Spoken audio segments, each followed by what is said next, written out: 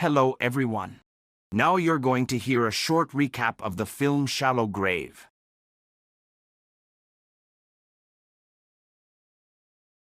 Enjoy watching. The film begins with one of the characters named David talking about friendship. A red-headed boy named Cameron came in on an advertisement for a flat to rent. The three flatmates interrogated him. They poked fun at him and expected only one thing: to let him know that he was not their type. They poked fun at each applicant, bombarding them with the most absurd questions. Some were even brought to tears. The trio took group photos with everyone they interviewed. When Juliet was alone, a man named Hugo came to inspect the flat. He immediately managed to charm the girl by talking about writing. Juliet revealed that she worked in a hospital. She shared her impressions with Alex the next day. Unlike other times, the interview with Hugo took place during dinner and the neighbors approved of his candidacy. Moreover, he had no problems with money. David, the most serious of the company, wondered if Hugo had killed people. One morning,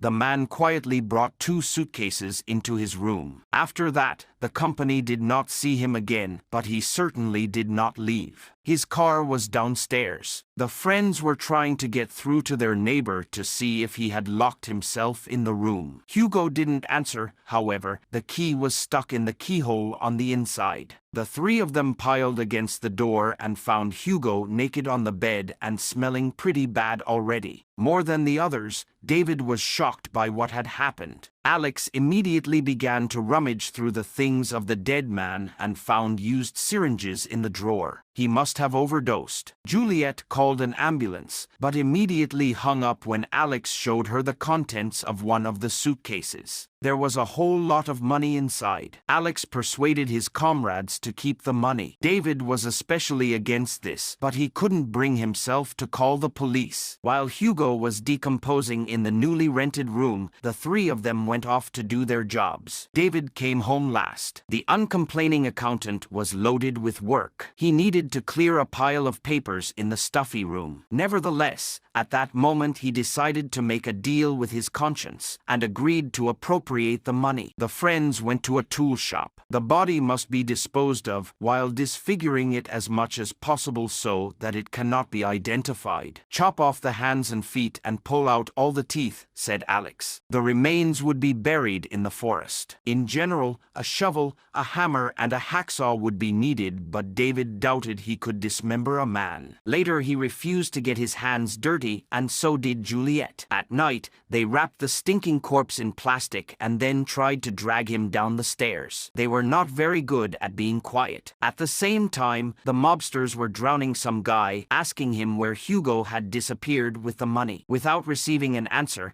they sent the poor fellow to the afterlife. The body and tools were thrown into the van. Alex offered to draw lots. Whoever drew the shortest straw would do everything. Having stopped in the middle of the forest, it was time for the trio to play. Juliet pulled out a long straw and breathed a sigh of relief. Then it was David's turn. Everyone was tense. David pulled out the shortest one. While Alex was digging, the poor bespectacled man was sawing the bones and was vomiting constantly. He thought that was all, but Alex threw him a hammer. Hugo's face needed to be smeared. An infernal crunch resounded through the forest. Later, David was lying down and tried to recover, but Alex was fine. He was watching TV shows, drinking beer and laughing. David hid the suitcase with the money in the attic. Juliet took the dismembered limbs from the refrigerator and threw them in with the other bags on their way to the incinerator. Meanwhile, Alex burned clothes and threw car off a cliff. All traces seemed to be eliminated. Our trio went to a charity event. When it was time to dance, Alex and Juliet immediately ran to dance,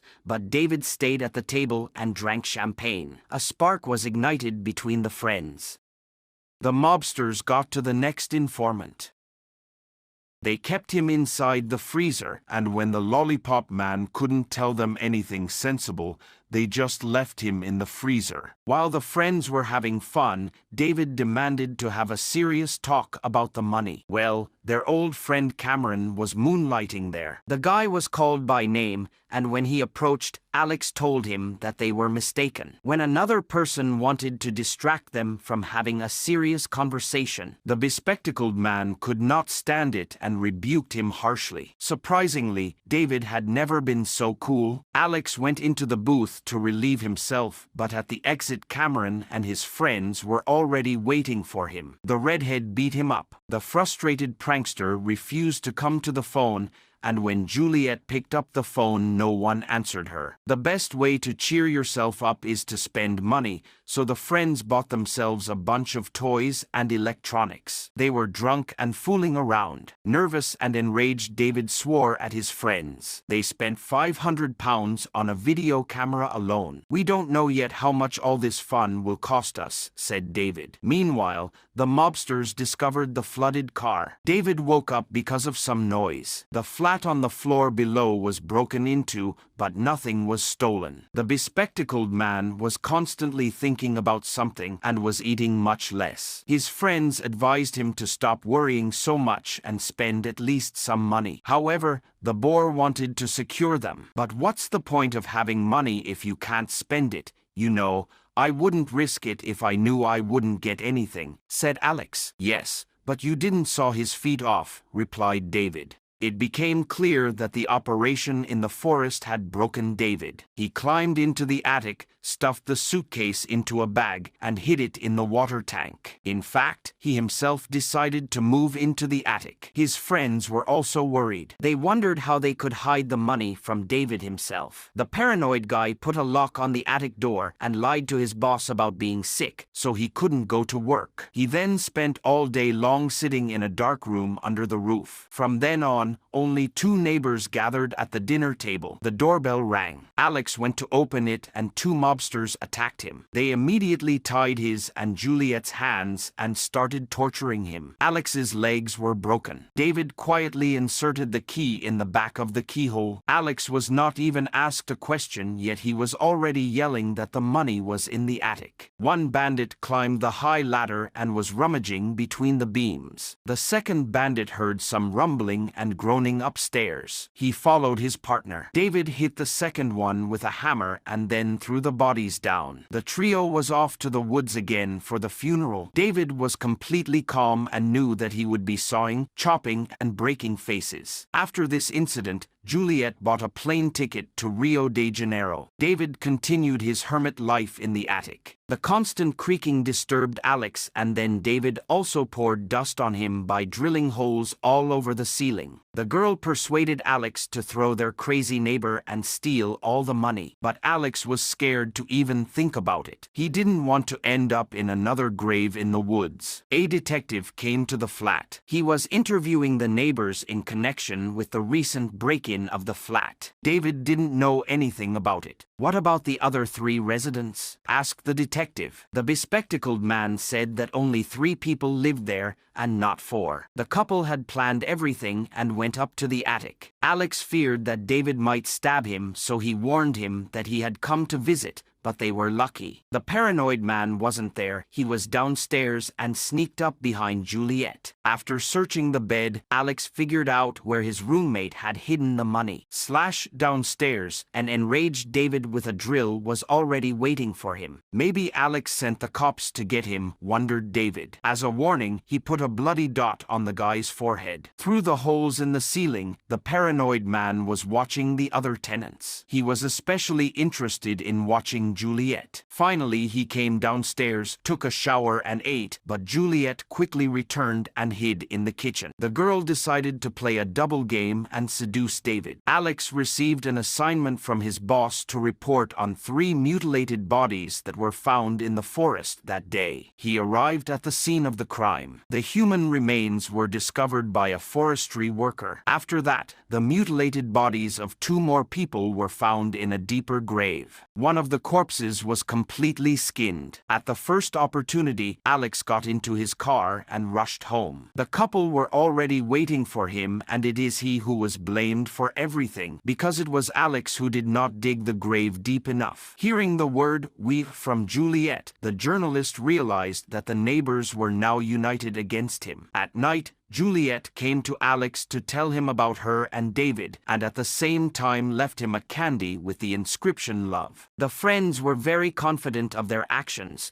but the police identified the bodies very quickly. Juliet was now being interrogated. She denied recognizing anyone in the photographs. Alex was next in line. He also knew nothing, except at that moment, the two dead men's car was parked right under his house. In fact, the cops were bluffing and Alex saw through them. David and Juliet were freaking out. They were sure that the police knew about their involvement in the murders. The cunning Juliet was already sleeping with David in the attic. Unbeknownst to her, he secretly took out the money and then quietly lowered the suitcase down the rope. Then he collected his things. A terrified Alex called the detective, but it was night. Of course his office was closed.